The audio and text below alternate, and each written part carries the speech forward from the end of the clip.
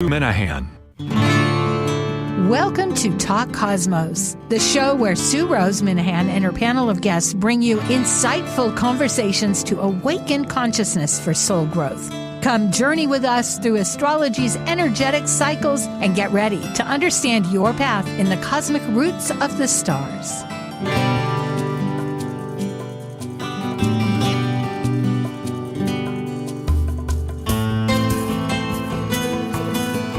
Hello, I'm Sue Rose Minahan, and I've lost my screen, but that's okay. I know you're there. And this is December 17th, the end of the year. The consciousness is beginning to lend itself towards that moment between the new moon that happened just a few days ago and the solstice ahead. I have here wonderful. And I wish I could find my screen. I don't know what happened. Why did I lose you? Any rate, because I don't have anything. Nate, thank you for that. Let me find why did I lose us? I don't understand it. This has never happened before. But you know what? We do have Mercury. There we are. Mercury retrograde. So maybe like the light. We had eclipses. Light is an amazing factor. There's so much magic in this world that we hardly really understand, except we experience it. And it's very personal, but we have a community that helps us understand. And that's what this program will do. So without me saying any more, let's get to our presentation, because I want to introduce this panel, which is Good Vibrations panel. So Nate, revealing the season's conscious theme, manifesting through the lens of vibrational frequencies for the spring and autumn equinox, plus the winter and summer solstice. This is your Good Vibrations panel. Yes, we have here the three of us today, and you can see on this screen our websites. But Linda Berry, she holds a Bachelor of Psychology, a Master of Science in Social Work, and has a wonderful school that I and Rob are part of, School of the Astrology of Vibrational Energies, known as AVE. And Linda holds a professional astrology certificate, PhD, in vibrational astrology. She received this from David Cochran, who's the founder of Vibrational Astrology.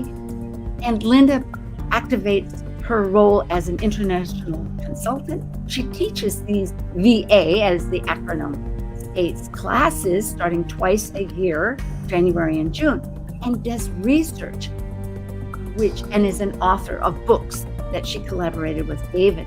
She has a free daily blog, we'll show that ahead, called the Vibrational Astrology Diary, that involves Sabian symbols that many astrologers are using increasingly.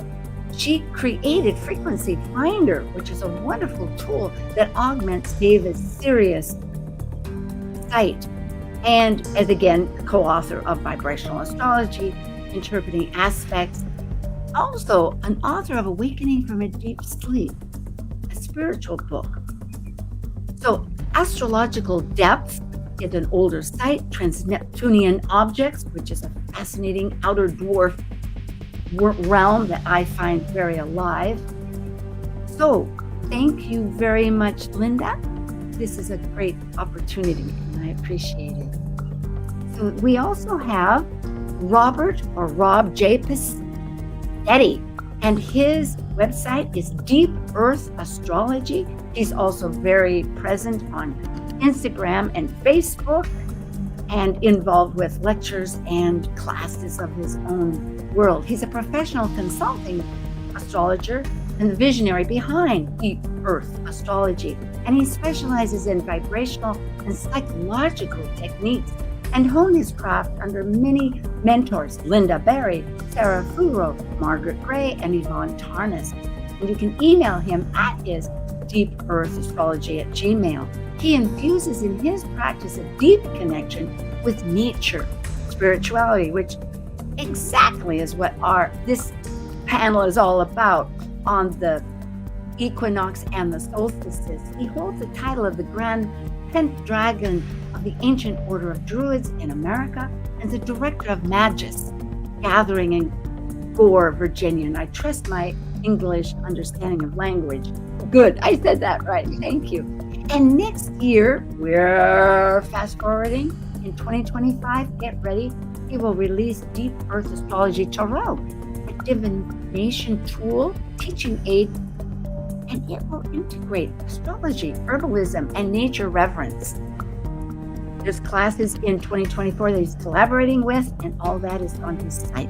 Thank you, Rob. I'm so glad to have you joining us. And Thank Richard you. Smoot, who, yes, is recuperating, and we will see if he will continue on this great panel.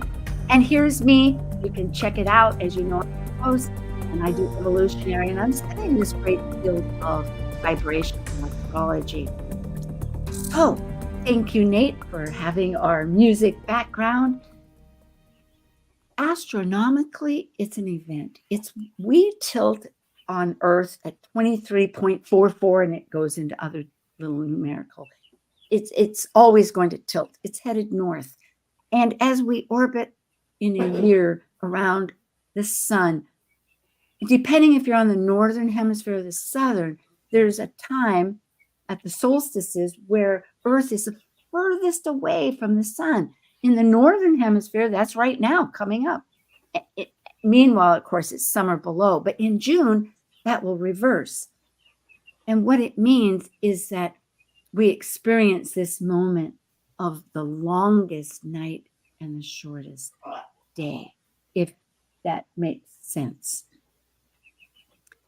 And we have here what we know as the winter solstice. People have celebrated. The world is determined. Light is our founding father, mother, energy, the unifying factor. Go ahead and talk a little. Yeah, this is a really important time for the Druid community as a whole. I mean, we have a natural connection to Stonehenge, and the practice of ancient archaeoastronomy is a big factor for us, and how we celebrate it. And for us, it's the return of the light. It's the time when the promise of light is returning after we've had the darkness coming through the harvest season. And we kind of consider the time from the end of October to the solstice as the time of no time. It feels like everything is kind of on pause and on hold. And as we get into the winter solstice, we get that promise. The days get longer every day. The animals are certainly more active as the days get longer, and just working our way through the wheel of the year.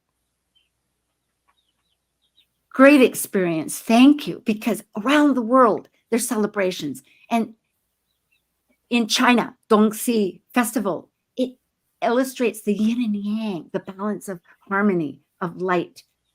In Iran, Yalda, again, the victory of light over dark. People wake until the morning to celebrate the sun, which is there on its birthday.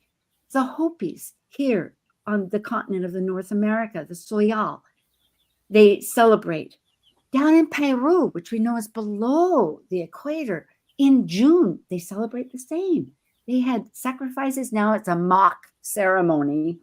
And if we go back into time, the Romans, which is our Western heritage, along from the Greeks and the Babylonians and before with the Celts and whatnot, they had Saturnalia for 3 days because the sun, in a sense, as it turns, that's what equinox means, and solstice means sun stops. And it actually birthed the Christianity from the days of our consciousness into what is known.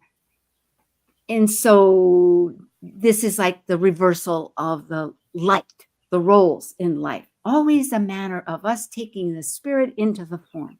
So with that, we go into the music of the spheres. Perhaps, Linda, you want to talk a little bit about this.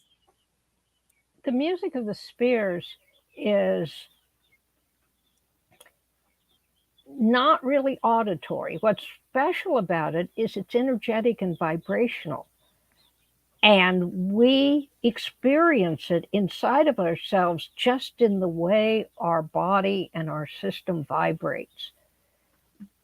This means that we feel our personal music, and we have it described through the vibrational astrology chart.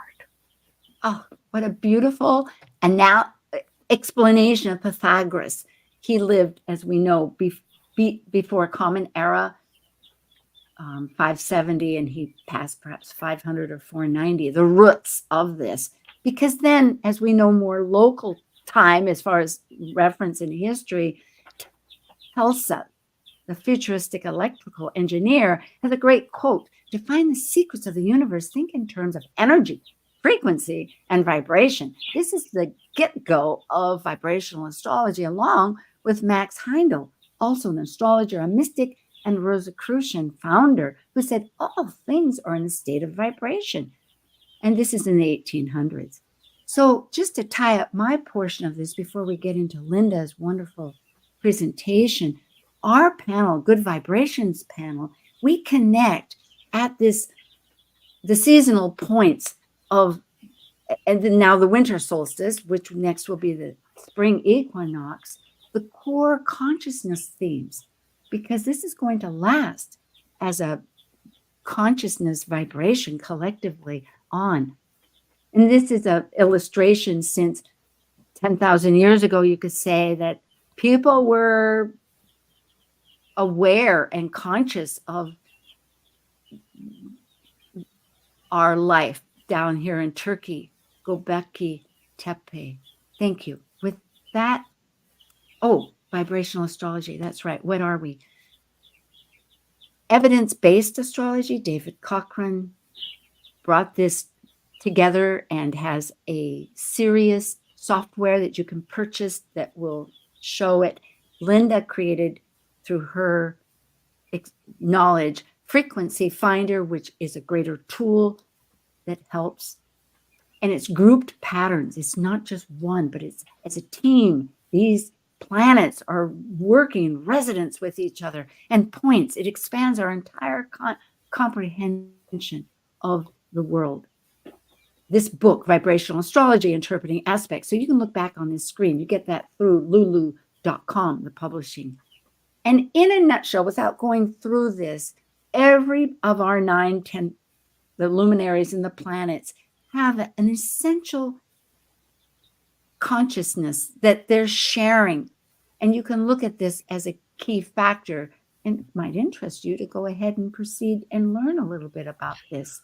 One of the things that I find fascinating about vibrational astrology is that we talk about how it's evidence-based and there's a lot of science involved and research.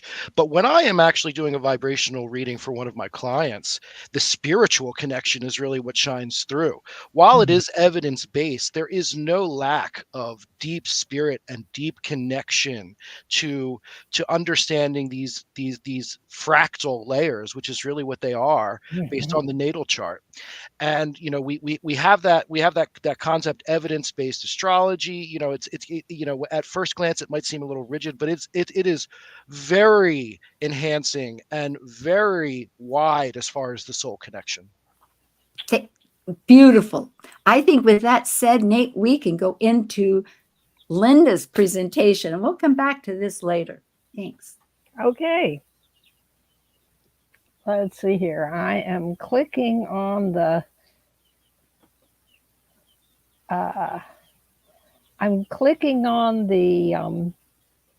presentation, and it's not coming. And here for our audience, do you all see it now? I don't know. Nate said you need to use the link. When I click on the link, nothing happens. Nate, you can speak if you want and help guide Linda, because this is the first time we're doing it this way. And the reason, folks, we're doing it this way is because there's wonderful symbols.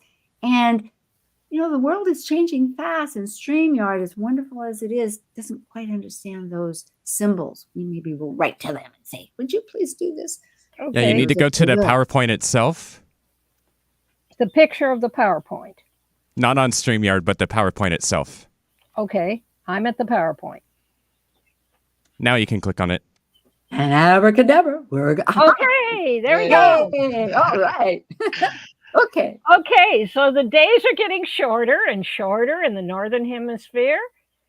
That starts at the winter let's see, up to the winter solstice.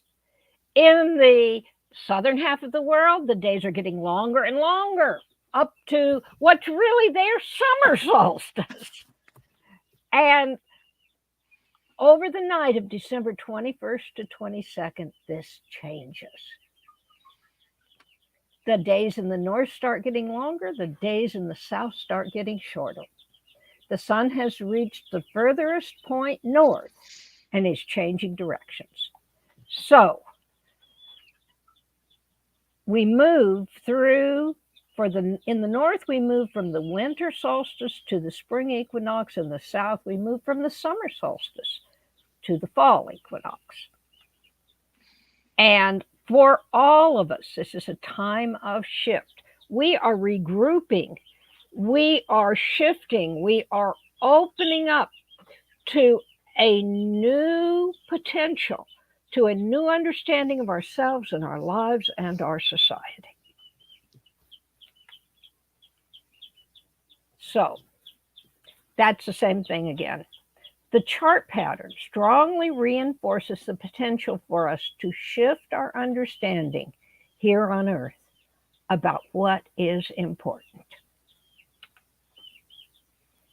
And there is a strong thread running through the winter solstice patterns this year that tells us that we need to open up to greater awareness of the underlying truths of life.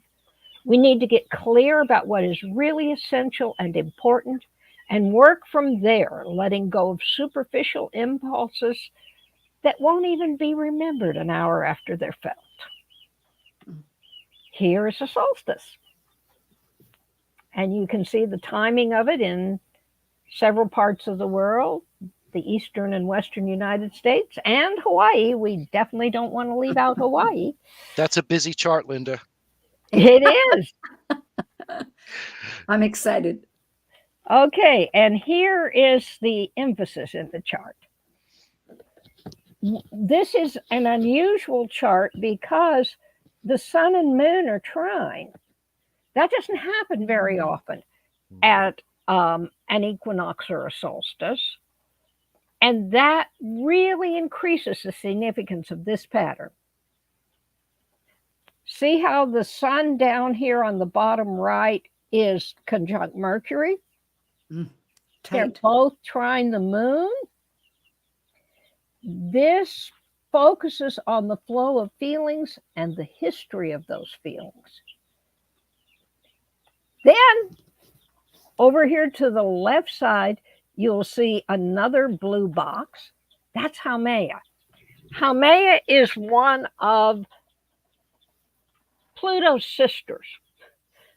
Haumea is one of the bodies out there that rotate beyond, that have an orbit out beyond Neptune. And it's kind of on the same level as Pluto. And anybody who's an astrologer will tell you how important Pluto is. I don't think any of us would want to read a chart without Pluto. And we have some other bodies, and the one that's especially emphasized this winter solstice is Haumea, which is about birth or rebirth, often in abundance. And I just think it's fascinating that Haumea, that's about birth and rebirth, is the planet that is really active here at the winter solstice, at the time when we see the rebirth of the sun. Linda, can you talk a little? Significant. Yeah, absolutely. Linda, can you talk a little bit about the difference between the delineation of Pluto and Haumea? Okay. Because it is rebirth, and it is so powerful. Okay, and Haumea. Yeah, Haumea is rebirth, birth or rebirth. Pluto is more about deep programming inside of yourself, connecting into ancient patterns within you. Those patterns are, they can be cultural patterns, they can be personal patterns. For those who look at things that way, they can be patterns that are brought over from another life. Would you say that there's a connection to the collective unconscious there as well? Yes. Okay. Yeah. Thanks for pointing that out, Rob. That's kind of what we mean. Whether you buy rebirth, whether you buy reincarnation or not, we all know that we are tied to a collective unconsciousness that encompasses all of the awareness of everything around us, actually, not just the people, but the plants and the animals and the planets and the whole bit. But it's definitely goes down into a level that we normally don't experience consciously. And the beautiful part about Haumea as a Hawaiian goddess is of creation from her entire body, and also the mother of Pele here of the volcanoes, which is indicative of the fact that birth is not always an automatic click of the remote. It can be a very, perhaps even violent, but it's a creation process. And that's all. Yeah. Yeah, it's powerful. One of the unusual things about Haumea is she can give birth out of an arm or a leg as well as the normal way. She's a really amazing lady. Yeah, Pele was the only one naturally. Yes, exactly. Yeah. So, okay, now this brings, because we have Moon and Mercury with Haumea and the Sun, this brings a rebirth in our thinking and our communication problems and in our understanding of history. I think we're going to learn some new things.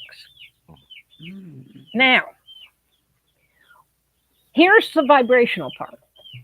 When the Sun and the Moon are trine, this means they are 1/3 of the chart wheel, which means you can put 3 of them in the chart.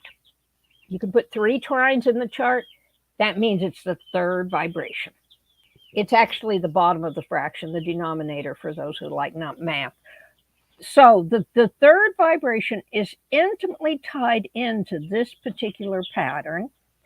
Each of the vibrations has its own characteristics. And then the 3rd vibration, which is also the trine, we experience a flow that feels very natural and is almost subliminal. And that's where we're going. That's what is activated here, that level of flow within us. Here you see it in the 3rd vibration. The Sun and the Moon and Mercury that were in this trine relationship will be conjunct in the 3rd vibration. Remember, we had Haumea involved. Another planet enters in, Saturn. When Saturn joins with Haumea, this becomes the rebirth of our understanding of what is really essential, the core, the foundation of our emotional patterns and of life. There's a rebirth here of what really makes life worth living. I think that's so important right now. A lot, in just speaking to my clients and my friends and my family, I think everybody is kind of in this position where we feel stuck. A lot of external pressure, a lot of internal pressure. And, from what you're saying about what's going to be happening now, this might free up a lot of energy for people that they really need. It may. I find it thrilling. Yes. Okay. Haumea is one of the most positive of these outer planet patterns. But the one thing that sometimes she gives people trouble with is because she brings something different. A new birth is a change, or a rebirth is a change. And so in order to really experience Haumea and the blessings that she brings, you need to be open to things changing. Yes. Okay. Thank you. And then look here, look at that other a little help from our friends. diamond at the top, Ceres. Now, Ceres is really interesting because in vibrational astrology, we do research to determine how these bodies actually operate energetically.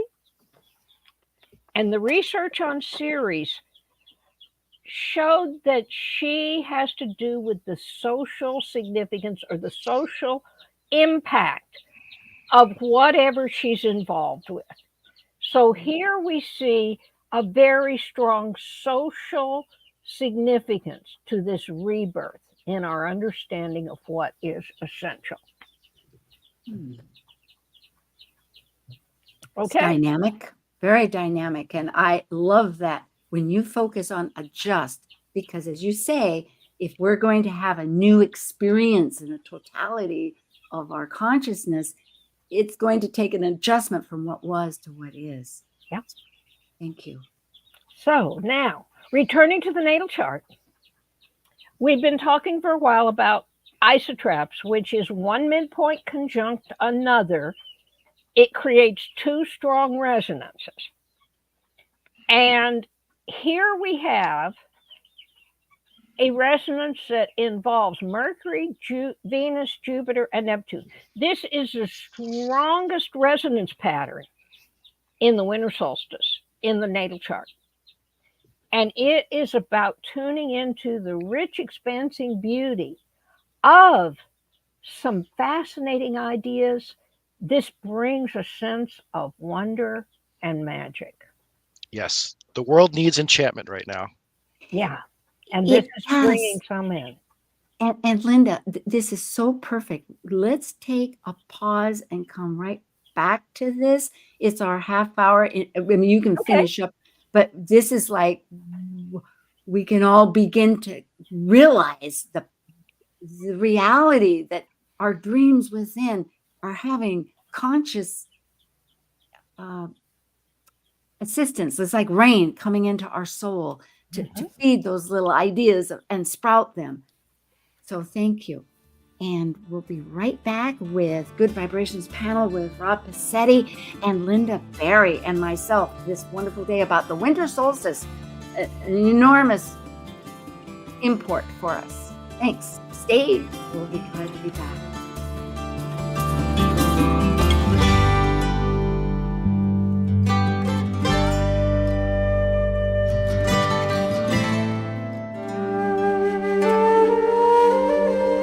While we take a break from this week's edition of Talk Cosmos, let's take a look at this cycle's archetype.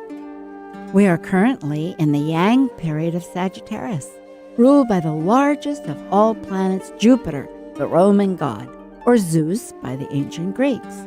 By leaving a cycle based on power and powerlessness of life and death and regeneration, involving committed relationships, Sagittarius energy finds meaning for an expanded perspective and potential for actualization in their search for truth.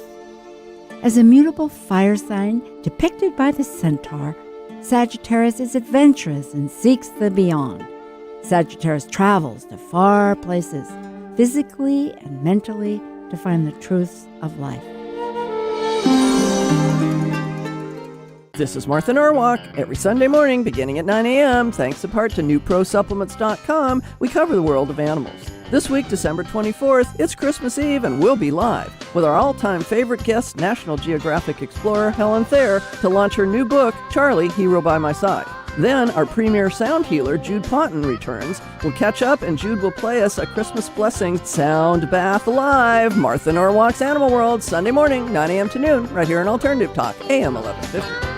Talk Cosmos brings insightful conversations to awaken consciousness for the soul growth with hour-long programs every Sunday at 1 p.m. Pacific on KKNW. Talk Cosmos weekly programs are also available to watch live on the Talk Cosmos YouTube channel and Facebook page. While you're there, make sure you click the like and subscribe buttons so you get the full Talk Cosmos experience. Or if you'd rather listen to the show archives with audio only, the entire podcast collection since 2018 is available on most podcast carriers. And to find out about upcoming programs, sign up for the newsletter at talkcosmos.com. So grab your coffee, tea, or kombucha and enjoy the show.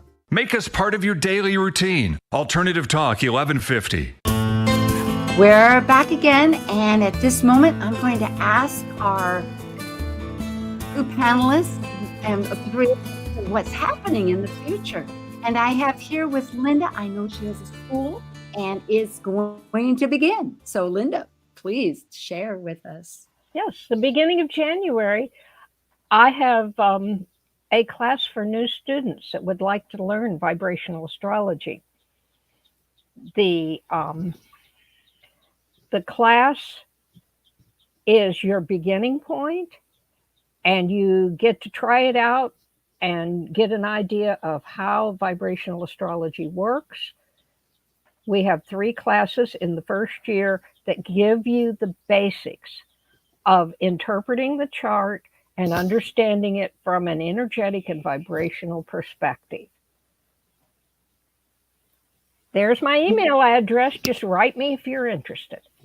Yes, because Linda also has her Vibrational Astrology Diary. It's a blog daily to give the vibrational feedback of what the conscious patterns are, along with some Sabians. It's a very informative subscription. Mm-hmm. And then 2, you have the Sabian reports that for students, I guess, has a break, half price, but otherwise it's very powerful. The reports, just to clarify that, the diary is what's the world energy vibe on any given day.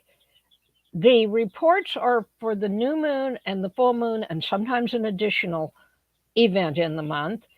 But these are personal reports about how your energy meets with and interacts with the events in the world. So it's a different report for each person, which is why I have to charge for it. Yeah, and such is life. That's true. One last question, which I hadn't asked before, but sometimes you're on different programs. Do you have something immediately? Otherwise, spring. I don't have any immediate. Oh, were you talking to me, Sue? Yeah, I was, and I'm interrupting myself because I realize that you've been working on another book. Thank you, Yes, Linda. I am working on a book. In fact, I just sent the manuscript into the publisher, and it's a book on the Sabian symbol patterns and the way that I got inspired to interpret them back in the 1990s. Gosh, that's only yesterday, but it seems like forever. Yeah, it goes along with our theme, the past history, the meaningfulness. Yep. This is exciting. Well, now we have Rob Passetti, and you go ahead and mention your... Yeah. Well, just for the radio listeners, you can reach Linda at linda@astrologicaldepth.com. Yes. And yes, I have a workshop coming up on Tuesday, the 19th at 8:30 p.m. We usually congregate around 8. This is for the Ancient Order of Druids in America. It's all about the ingress of Pluto into Aquarius. It's called the Pluto Shift, A Time for Change. And this is a free workshop. You can find it, the link to it on my website at deepearthastrology.com. And I will also be TAing for Margaret Gray and Carol Taylor for the Jungian Psychological School. And if you'd like to know more about that, it's a great space. You can go to relationshipsandastrology.com. Oh boy, Jungian. I think that's one of our grandfathers of thought. So beautiful. Thank you. And for myself, on the January 1st, I'll be co-hosting in some capacity with East West Bookstore. They have a brand new, because this is very important for the Seattle population. Of course, KKNW, that's where it streams from. But they now finally, after 3 years, have a store. It's in Edmonds, 110 on 3rd Avenue North. You can find that out. But meanwhile, to celebrate the new year, they're having an online Zoom, and there will be a small charge of $15. And it has to visualize your goals and a ritual for the World Peace Flame. In fact, if you do it early, they can send you your own candle. I think I don't know if it's an actual candle, but This is an astrological preview, and so it will be co-hosted with psychic mediums Danny Luna and Justin Crockett-Elthy, who also is, of course, on my archetypal symbols first of the month program about the new moon coming up always, and myself. So it'll be quite exciting. And they have a huge program. It's 90 minutes. Look into it. Okay. So, and meanwhile, next week, there'll be holiday music on KKNW. So we have a little bit of time to dance around and come up with these ideas of goals and learning more about what Linda's going to tell us. So thank you very much. And go ahead, Linda. Okay. This isotrope has 2 resonances. You can read this. I'm going to kind of go through it quickly. One of them is a sense of reaching out to find and express our dreams and visions beautifully. That's one of the 2 resonances. The other one is that this sense of beautiful ideals and visions opens up into the big picture that puts everything into perspective. All right, now, okay, this is the winter solstice material. Opportunities to learn in the winter of 2024. We have 2 that especially stand out. The pattern in the 32nd vibration, which is about discovering what you truly want to do with your life and how to genuinely express what is within you. Oftentimes, the 32nd vibration will work for a long time, like years, on figuring out what you really are and how you can genuinely be that. But this winter, this is focused. How to truly express, how to express genuinely your true self. So here are some of the questions that are being raised inside of you at this time. What is your mission and purpose in life? What special, fascinating concepts do you carry within you? How can you express what you find within you? And are you open to sudden, to sudden insights? Are you open to sudden insights that can bring a rebirth in your life? Now, the other especially focused pattern is the 9th vibration, which is about the community you need to be in. And the community is focused in the winter solstice this year, in that there's a yod, which astrologers know is really an important relationship with Saturn sextile Pluto and Jupiter. Saturn sextile Pluto and Jupiter at the midpoint. It's a very tight pattern, just 13-minute orb. This is a challenge to all of our communities to focus on the fundamental responsibilities of a community.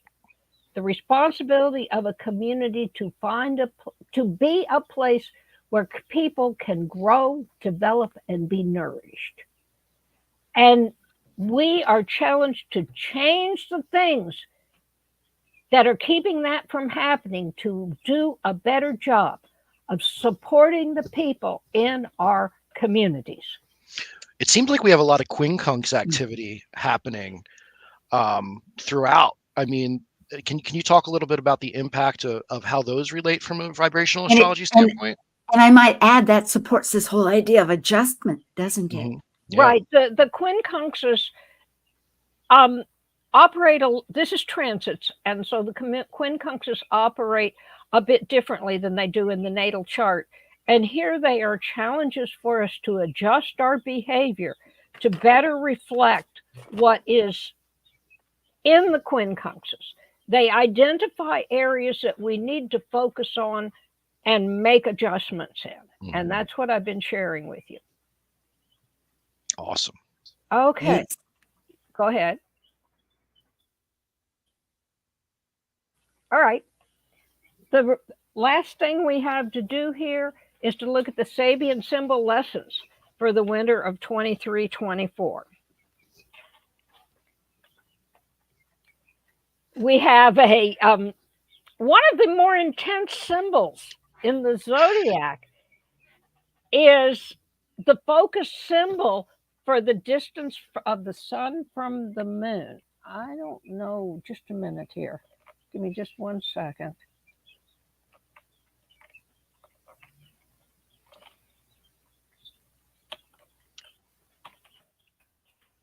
Okay, I can't get there.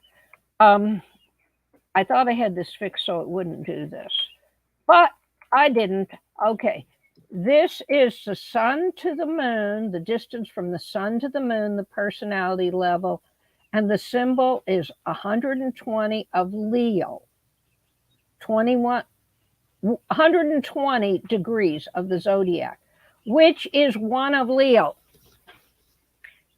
The Sabian symbol for one of Leo is a case of apoplexy, and that's not a word we use a whole lot, but it essentially means a stroke. Pause control. It means the kind of a stroke where you temporarily lose consciousness. And what we're talking about here is Leo's push to be its unique dynamic person and to express that in the world. But Leo, particularly in one of Leo, isn't necessarily so sure about itself. And so you have contradictory feelings, insecurity, fear of disapproval, and anxiety from this, which can cause you to burst out with more intense energies, possibly block the energies within yourself and lose consciousness. So what needs to happen here is a temporary retreat. When you find yourself with these complicated, contradictory feelings, you need to pull back into yourself, give yourself a little bit of time to sort things out one at a time, rather than letting yourself be overwhelmed by all the feelings at once. As someone who has their sun in this natal degree, I can absolutely back you up on that as being a challenge to work through. Yeah. And I might add too, just personally speaking, this relates exactly as an antidote to what I've been wanting to do, to just, I call it pause control. Stop the world. I'm taking a hiatus. Okay. Thank you. All right, now we have the soul intention, and this is for the sun to the moon. This is 4 of Leo, 35 minutes and 41 seconds, which is the Sabian symbol is always the next degree, so it's 5 of Leo. And this is also a challenging pattern. This is rock formations at the edge of a precipice. Standing at the edge of the precipice with no way to turn back. You're looking out over the edge. The recognition comes that you've been holding on to rigid patterns, rigid positions that have trapped you. You've been ignoring the danger of those positions, and standing here at the edge, you realize that you need to look for a way to let go and open up constructively. Very important. Oh, yes. That's the soul level. And then the spirit wisdom level is 29 of Virgo, sun to moon again. That's the A to the S thing. Sun to moon, 29 of Virgo, 43 minutes and 48 seconds, Sabian symbol, 30 of Virgo. A false call, unheard in attention to immediate service. This is about focusing on what you need to be dealing with, the immediate project and developments that you're engaged in. Things come that try to distract you and pull you away and keep you from accomplishing what you need to accomplish. The message with this degree is ignore the distractions. Operate from a state of personal completion and fulfillment, doing what you know you need to do. It's my ascendant. I think you're speaking to both Rob and myself collectively. This is like, oh my goodness. Thank you. Yeah. I am, yes. I think it also kind of capitalizes on that relationship between Leo and Virgo, the child and the teacher. Yeah. And, and how we kind of see that relationship forming in this time. And, a lot of people are kind of looking for beginnings or endings when we reach these equinoxes and solstices. But I really feel like this one really isn't a beginning or an ending, but it's an opportunity for transition. It is a transition. Remember, 30 of Virgo is the last degree before you start to figure out how to engage with other people. Mm-hmm. It's the connection with yourself that is the essential foundation you must have if you are going to genuinely relate to other people. Yeah. Yes. It's a very wise way to put it. Yeah. It is. And let me ask before I even speak, are there more slides? I can wait. They're to repeat in a different way of this same thing. A summary, need to temporarily retreat, open up to new ways of operating, and stay totally focused on making these shifts, ignoring all distractions. The pitfalls are to ignore the issues within you, hold on to your rigid patterns, and respond to distractions and interruptions that pull you away from critical work. Learning to say no. And that's always important with North Node and Aries too, collectively speaking. Good. Yeah. And how powerful. And when we're talking about a lot of these planets involved, especially Jupiter, Saturn, Pluto, I mean, those influences are expansive. These are not, so personal as they help transmute things from inner works to outer works. And allow us to kind of get out of our shells a little bit. And that's just so fascinating, especially with that Sabian symbol interpretation. That Virgo really hit me hard when you were reading through that. Mm-hmm, mm-hmm. Yeah, Rob, I was going to say, I really like, Rob, how you say it, the focus of outers, that they transmute the inner to the outer is like, yes, that's such a gorgeous. May I share just a short poem that fits with this season? Beautiful. Please do. To dwell in the depths of the infinite one, to be all that is and will ever be done, is to live in the center of exploding space, to know the whisper of transcendent grace. I am the many, I am the one, I am all that will ever come. I burst forth as the essence of life, for I am all beyond day and night. I hold all life in the palm of my hand. I contract and I expand. I am fertility bursting forth, the ground of being, the first source. For me all comes into time and space to dance the dance of this sacred place. To me all returns in the fertile void as matter is born and then destroyed. The trembling center of mystery where all is born and nothing can be, the void so pregnant with fertile life beyond all joy and pain and strife. The essence of wonder where we all meet, the nectar of all that is so very sweet. As we stand on the trembling edge of time, gazing into the abyss sublime, we know we are one with all that is, enfolded, embedded, eternal bliss. Beautiful. Is that a Linda Berry original?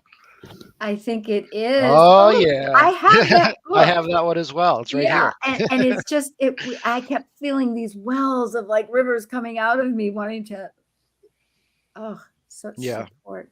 That need for transition right now, I think, is just so important, especially, as we're moving out of this kind of, Pluto and in Capricorn period into a Pluto and Mm. Aquarius period, and there's going to be so many involuntary changes for us as well with the AI and, whatever is going on with our government, I mean, um, it's just going to be very interesting to see how this solstice really sets us up going into that whole big period of 2024.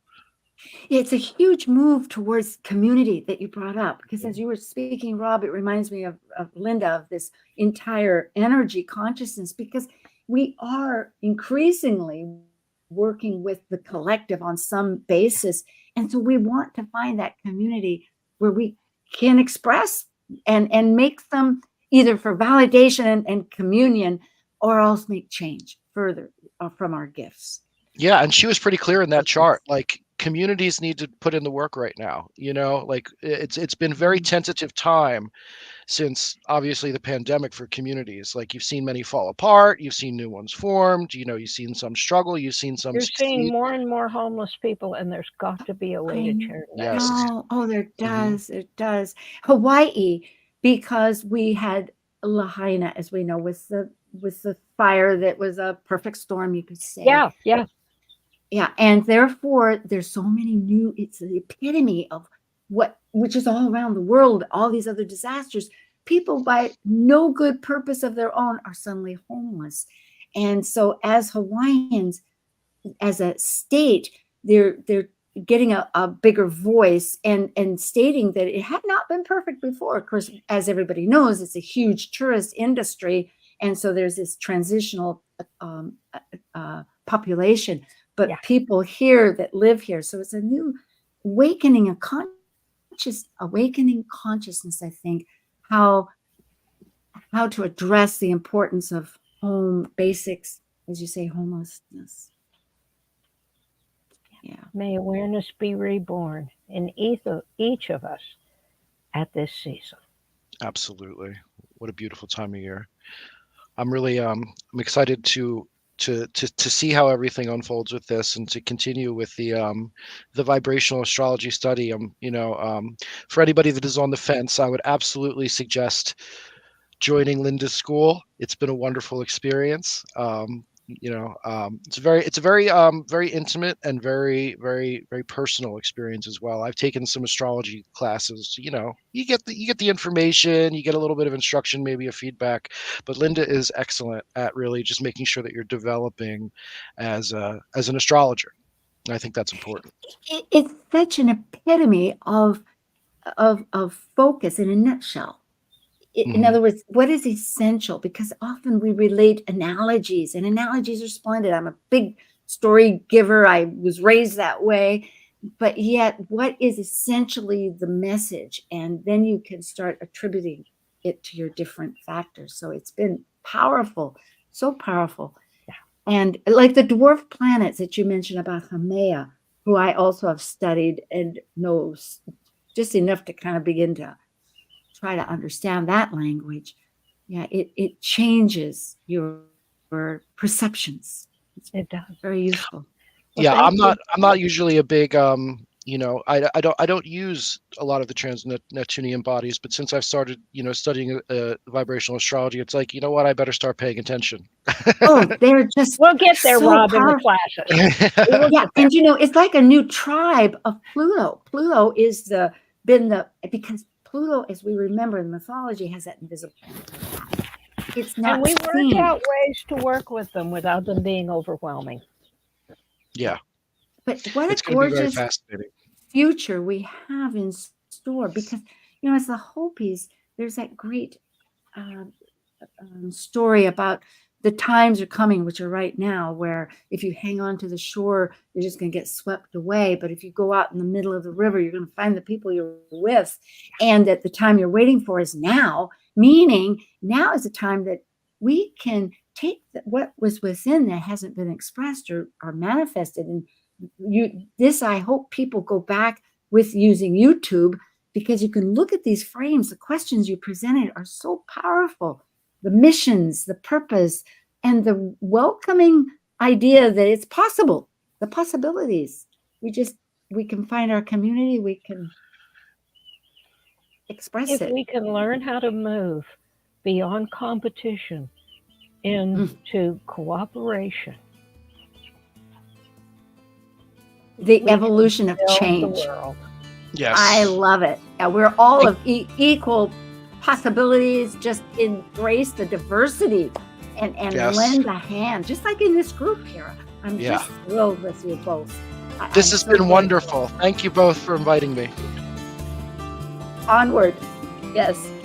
Mahalo and blessings to our world beyond. And remember, on the 31st, it'll be the new year and the 1st. And Linda Berry with Vibrational Astrology, Robert Petty with his Deep Earth Astrology. Blessings. Mahalo.